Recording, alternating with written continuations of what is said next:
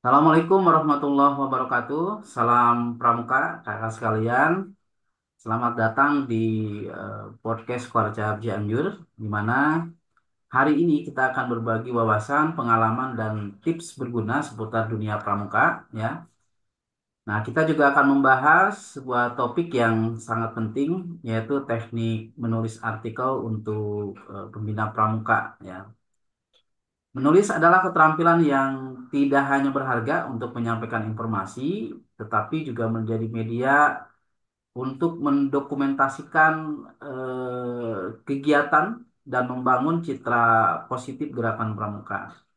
Nah, dalam peran kita sebagai pembina, kemampuan menulis artikel ini bisa menjadi jembatan untuk kita bisa berbagi pengalaman, berbagi ilmu, ya, serta inspirasi bagi anggota pramuka dan masyarakat luas. Nah, pada sesi hari ini, ya, kita beruntung bisa menghadirkan seorang pakar yang memiliki banyak pengalaman di bidang pendidikan dan literasi, ya. Beliau adalah Kak Dr. Nanang Rustandi, ya. Beliau juga seorang akademisi, penulis, dan praktisi yang memiliki dedikasi tinggi dalam pengembangan pendidikan termasuk di Gerakan Pramuka. Dr. Nanang ini adalah Wakil Ketua Bidang Humas, Informatika, dan Protokol. Ya, jadi Wakil Ketua Kwarcap Cianjur. Ya, beliau juga apa memiliki pandangan yang luas ya tentang pentingnya menulis baik sebagai alat komunikasi maupun sebagai cara untuk mendokumentasikan berbagai kegiatan pramuka kita. Terima kasih Kak Nanang telah bergabung dengan kami di podcast ini.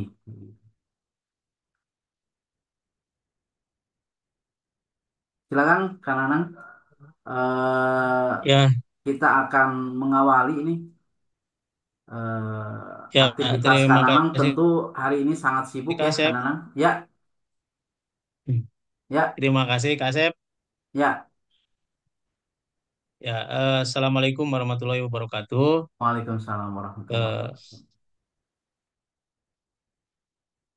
ya, Terima kasih atas kesempatan menyampaikan materi atau berbagi berbagi pengalaman lah.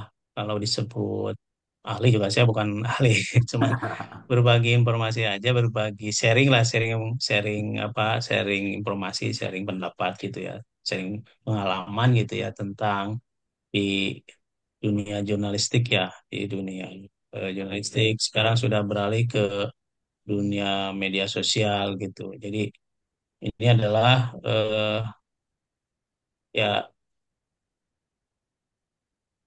saya saya ingin sekali ingin menyampaikan, pertama-tama ingin menyampaikan bahwa eh, di gerakan pramuka juga ya menulis itu adalah salah satu hal yang harus dimiliki oleh setiap anggota pramuka, muda maupun dewasa ya.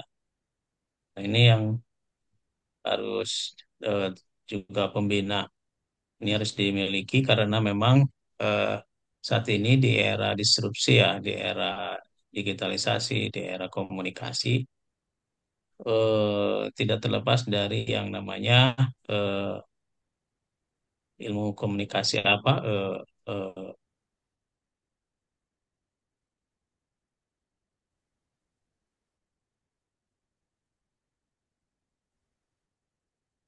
Oke, mohon maaf. membuat Ya, satasi gitu. Nah, ini yang penting karena di dunia ya ya ya siap, ya Mas lanjut Ep? Kak, lanjut Kak, lanjut. Barusan agak Halo? buffering. Oh ya, Hmm. eh ya menulis adalah salah satu keterampilan penting memang ya yang dapat membantu eh, menyampaikan informasi ya dan inspirasi dalam rekan pramuka. Eh, Maka setiap anggota harus memiliki keterampilan menulis gitu ya, dasar-dasar terutama dasar-dasar menulis ya. Nah, di sini juga kan tulisan itu di dalam di dunia apa di materi jurnalistik itu atau di pemahaman jurnalistik itu kalau kita mengacu ke awal ada tiga kan ya. Ada jurnalistik tak, ada jurnalistik elektronik, dan ada jurnalistik online ya. Hmm. Nah, masing-masing apa bidang jurnalistik ini berbeda-beda ya. Eh, Artinya yang pertama adalah sistematika penulisan. Sistem penulisan formal ya, artinya menggunakan 5W plus 1H. Nah, kalau di elektronik itu tentunya audio video dan itu harus sistematika penulisannya juga bagaimana cara memaparkan eh, reportase ya menyesuaikan dengan apa materi yang perlu dibuat atau artikel yang perlu dibuat itu harus menyesuaikan dengan gambar gitu ya, harus menyesuaikan dengan hasil reportase. Nah, yang ketiga di sistematika penulisan di eh, apa online itu apalagi sekarang lah ya. Sekarang kan sudah di era disrupsi ini adalah di era di mana 4.0 sudah kelewat. 5.0 ini sekarang sudah kita sudah bahkan sudah lewat gitu ya. Artinya sudah luar biasa karena adanya AI ya, eh, artificial intelligence gitu, ya, Iya. intelijensi Hmm. gitu. Jadi AI di sini yang membuat ada kalanya sistematika penulisan itu bisa dengan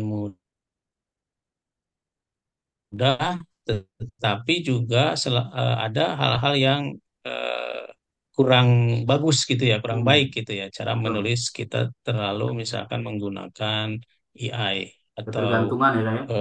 apa ya ada berbagai ya ChatGPT lah gitu ya, semacam ya Gemini dan sebagainya. Ini yang kadang-kala membuat tulisan itu kita terlalu terlena dengan terlalu terpaku dengan sistematika penulisan AI.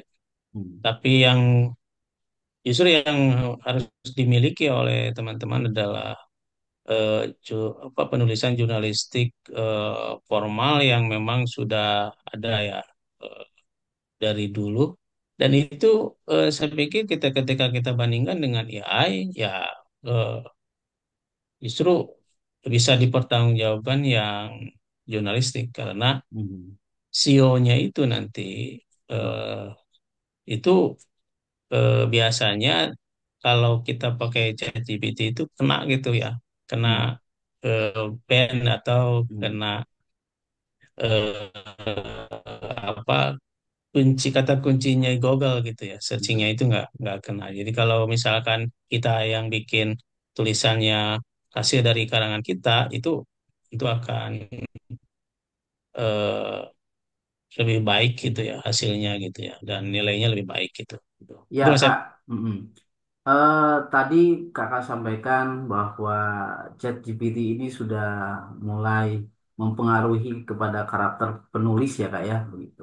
Hmm, Nah, kira-kira eh, kalau bisa saya simpulkan, karya tulis itu ada yang nanti karya tulis buatan AI ya. Ya, nanti juga akan terdeteksi dengan sendirinya, apalagi Google memiliki alat yang canggih untuk mendeteksi itu, gitu. Yang kedua, hmm, karya tulis yang dibuat oleh manusia atau human, gitu ya. Nah, ini perbedaannya di mana nih, Kak? Letak perbedaan kalau secara fisik dapat kita lihat, hmm. misalkan, oh ini hasil AI gitu, ini hasil apa? Human atau manusia, begitu. Ya, kalau dilihat dari sistematika penulisan, tadi Hmm, saya bilang bahwa eh, apa struktur penulisan jurnalistik formal itu kan 5W plus 1H ya, betul. 5 plus 1H.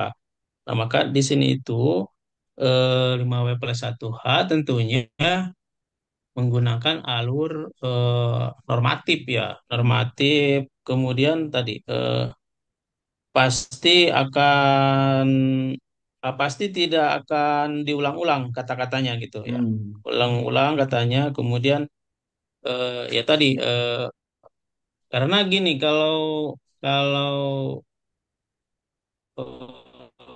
ChatGPT kan yang buatnya itu ya Google sendiri kan, mesin Hmm. yang dibuatnya Google sendiri gitu.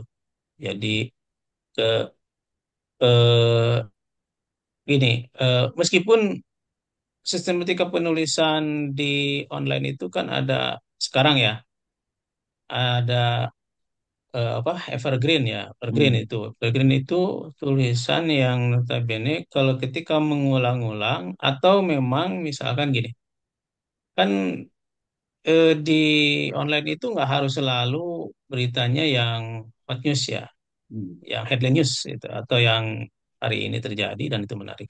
Kemudian bisa diolah.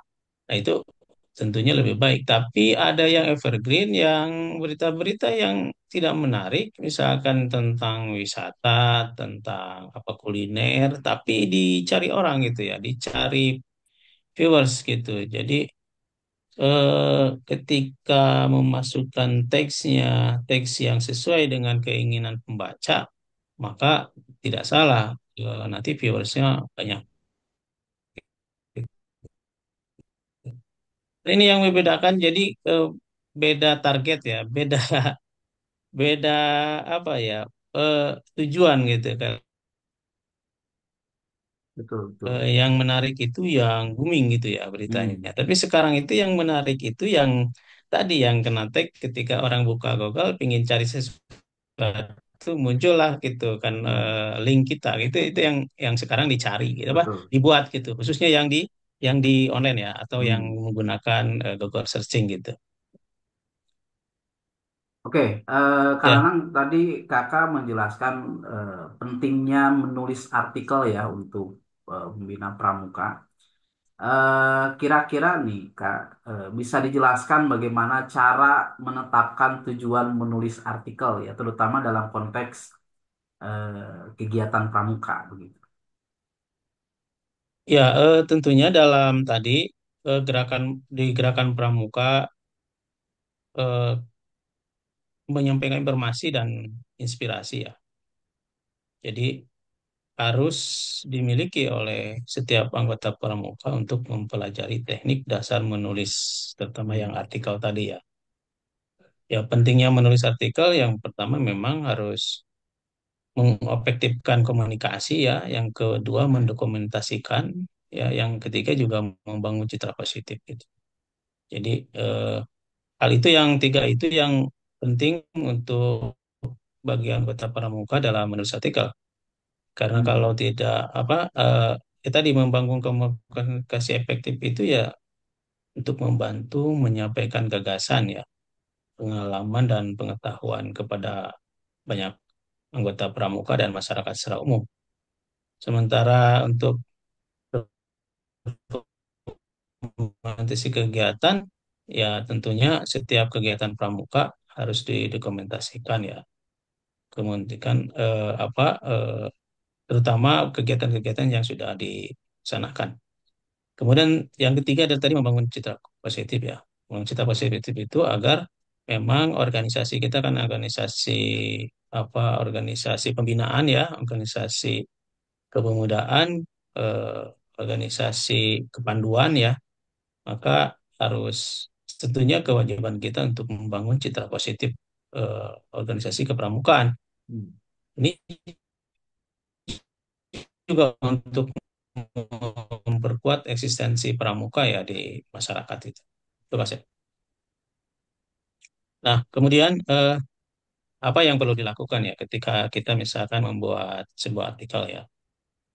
Seperti yang kita ketahui bahwa memang tujuan publikasi itu adalah memang untuk selain untuk menyampaikan kegiatan yang telah berlangsung juga ya membuat opini juga boleh gitu ya atau membuat refleksi apa gitu ya, tentang nilai-nilai kepramukaan, topik dan sebagainya. Tentunya yang sangat berkaitan dengan eh, kegiatan kepramukaan. Selain itu juga memang dalam bentuk apa saja juga ya jenis-jenis artikel yang dibuat atau tips ya, tutorial tentang misalkan eh, memberikan panduan tentang keterampilan kepramukaan. Tadi bisa juga digunakan cara membuat simpul ya, ikatan, pioneering dan survival. Saya pikir itu adalah topik-topik memang yang harus dibuat karena kadang-kadang tidak semua anggota pramuka memahami tentang apa kegiatan-kegiatan yang disesuaikan dengan kebutuhan, terutama anggota muda mungkin dengan Betul. SKU, SKK ya dan Hmm. lain sebagainya. Begitu juga dengan pembina ya.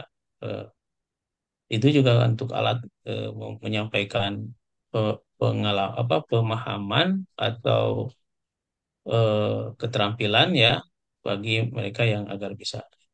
Nah, kemudian di Gerakan Pramuka juga ada beberapa tokoh yang menginspirasi ya, menginspirasi tentang pendidikan Gerakan Pramuka, misalkan ke Indonesia masuk ke WOSEM, terus kemudian terutama di daerah ya, terutama di daerah di Kuarcap, Kuarcap, Kuaran, Gudeg ini juga harus memunculkan. Artinya tidak harus selalu eh, orang-orang tokoh-tokoh penting di Pramuka yang munculkan, tetapi bisa saja ada alternatif alternatif tokoh yang kita munculkan gitu ya ke Hmm. permukaan gitu. Ya, ya. Baik Kak, tadi Ya, tamat. disebutkan eh, oleh Kak Nanang tentang beberapa Halo Kak Sip, ya beberapa artikel ya tentang kegiatan, lalu kurang jelas Kak opini Sip. atau refleksi, tutorial atau tips, lalu artikel profil. Nah, kira-kira Kak, langkah-langkah menulis artikelnya itu seperti apa nih Kak?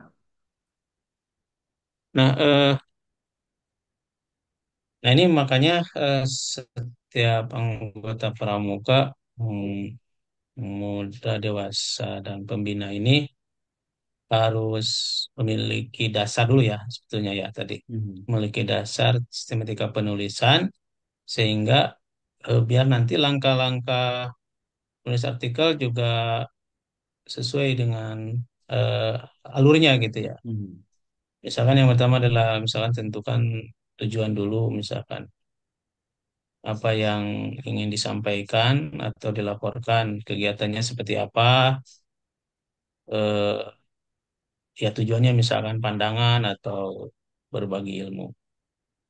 Karena kalau tidak ada tujuan kan kita tidak jelas ya apa yang akan kita sampaikan. Kemudian juga harus dikenali oleh pembaca gitu ya. Siapa pembaca artikel, apakah sesama pembina, apa peserta didik, atau masyarakat secara umum gitu. Kemudian juga lakukanlah riset, kumpulkan informasi yang berkaitan dengan data-data tentang kepermukaan atau artikel yang akan kita buat. Baru, nah data itu eh, kita ambil sebagai bahan referensi ya. Mana nanti baru struktur artikelnya dibuat gitu ya. Eh, bisa dari pendahuluan, isi dan penutup. Eh, yang harus diperhatikan adalah karena di artikel beda kan dengan tadinya ada straight news kan, kalau dalam pemberitaan ada straight news, ada news in-depth. Artikel itu lebih ke news in-depth gitu, jadi pendalaman ya. Nah, maka data-data tadi harus dikuasai, harus sudah ada. Kemudian juga eh, ya kan tadi saya bilang ada straight news ada news in-depth ya, ada Hmm. artikel, ada ada apa picture ya, ada Hmm. artikel itu hampir sama dengan picture sebetulnya. Betul, betul. Kemudian eh, apa itu tulisan ilmiah ya, tulisan ilmiah yang hampir sama, cuman kalau tulisan ilmiah itu lebih ke kepentingan penelitian misalkan dan sebagainya atau apa bahan acuan lah untuk hal-hal yang ilmiah.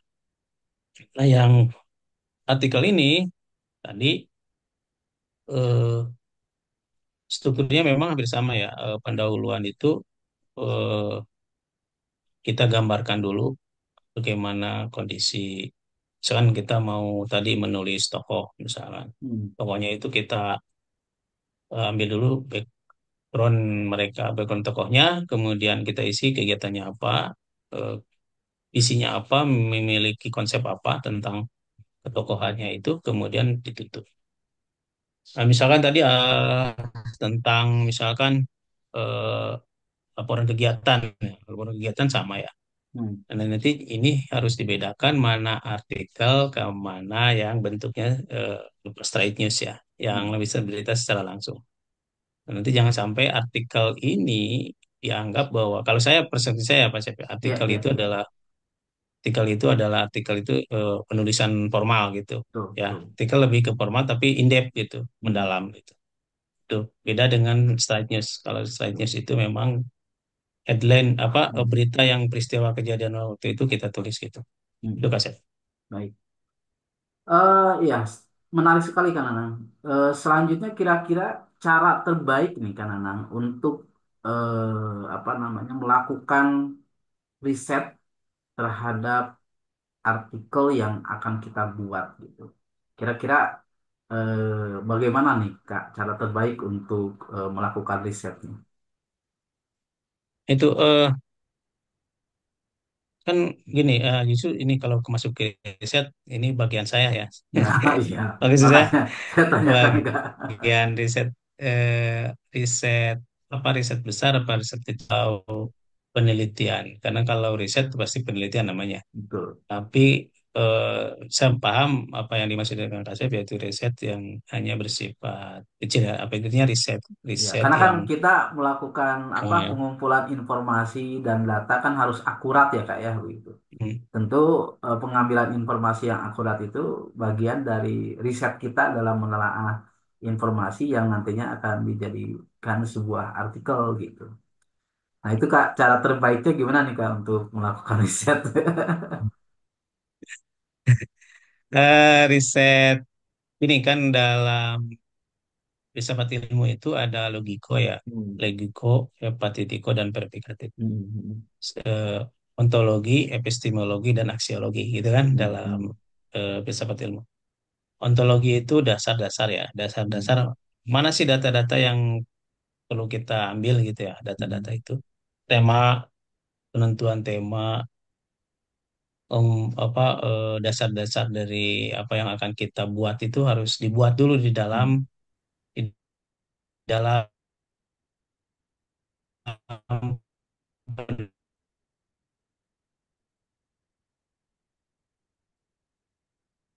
pendahuluan ya, di dalam pendahuluan tadi.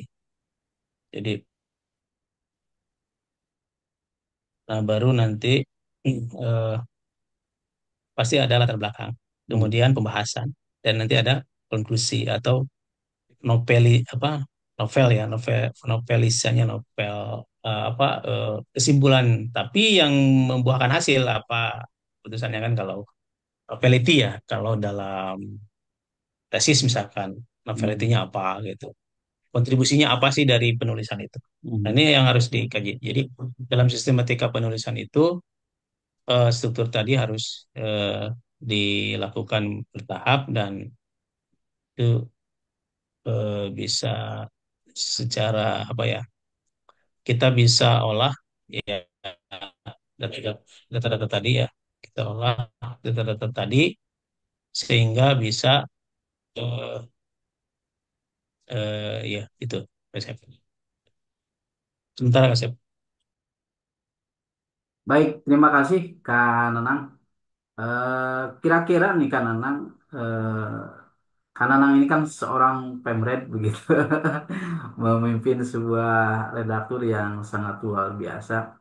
Bisa diberikan dong tips ya, kiat-kiat khusus nih bagaimana mendapatkan informasi yang ketika ditulis itu mengalir gitu Kak, dan merasa pede begitu dengan apa yang kita buat tulisan.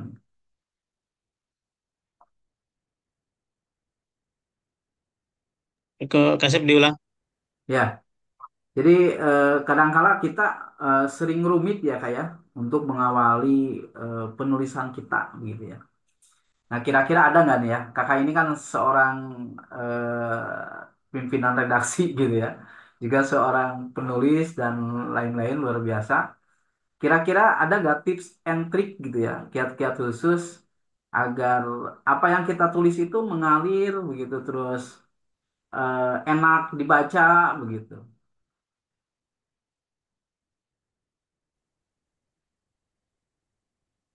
Ya, tentu tampilan fakta dengan tadi faktanya gunakan cerita, sisipkan visual ya. Artinya apa? Ya tadi fakta-fakta itu dia harus menarik ya dan harus terlibat beberapa peserta dan tokoh-tokohnya gitu dalam kegiatan gitu. Kemudian menggunakan cerita itu cerita-cerita yang dibumbui dengan anekdot gitu ya.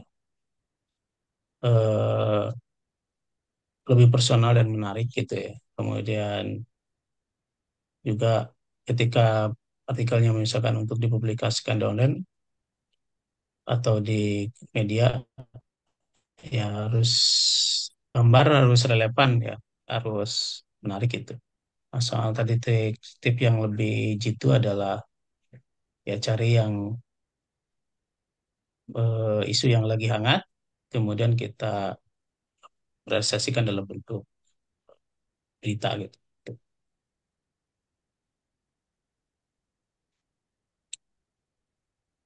Itu Mas Ep. Ya, sangat setuju sekali Kak Nenang ya. Jadi memang cerita dan visual ini memang bisa membuat artikel ini lebih hidup ya Kak ya gitu. Nah, sebelum kita akhiri nih Kak Nanang, bisa tidak nih Kakak memberikan beberapa tips agar menulis artikel lebih efektif ya, gitu. Terutama bagi pembina pramuka yang baru memulai menulis nih Kak gitu.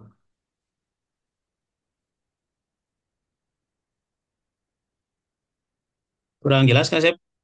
Kurang jelas ya? Oke, kira-kira nih Kak, Kakak bisa memberikan tips nih agar menulis artikel ini lebih efektif gitu. Terutama bagi pembina pramuka yang baru memulai menulis nih kayaknya. Kira-kira ada nggak nih Kak tipsnya sebelum kita Eh, akhiri kegiatan Tipsnya ini? ya latihan teratur, Hmm, baca artikel lain dan jaga konsistensi. iya, Semakin sering menulis, semakin terampil ya mantap. dalam Jadi menyerapkan latihan ide. teratur, baca Ya, artikel lain, artikel dan dan jaga konsistensi. jaga Konsisten konsentrasi ya, untuk terus ya menulis begitu konsisten. ya. Ya, Oke, ya, ya, ya, luar biasa sekali Kak Nanang. Baik, terima kasih Kak Nanang ya ya, siap. sudah hadir di podcast dan sesi hari ini. Dan hari ini juga kegiatan ini bagian dari memeriahkan kegiatan Jota Joti ya tahun 2024 yang diselenggarakan oleh Gerakan Pramuka Kuartir Cabang Cianjur. Sekali lagi, Kak Nanang, saya ucapkan terima kasih sudah hadir dalam Sama-sama, Chef. pertemuan hari ini. Mudah-mudahan ada manfaatnya dan berkah. Dan juga Kak Nanang diberikan kelancaran dan diberikan kesehatan yang luar biasa. Amin. Terima kasih Kak Amin. Nanang. Assalamualaikum warahmatullahi wabarakatuh. Amin.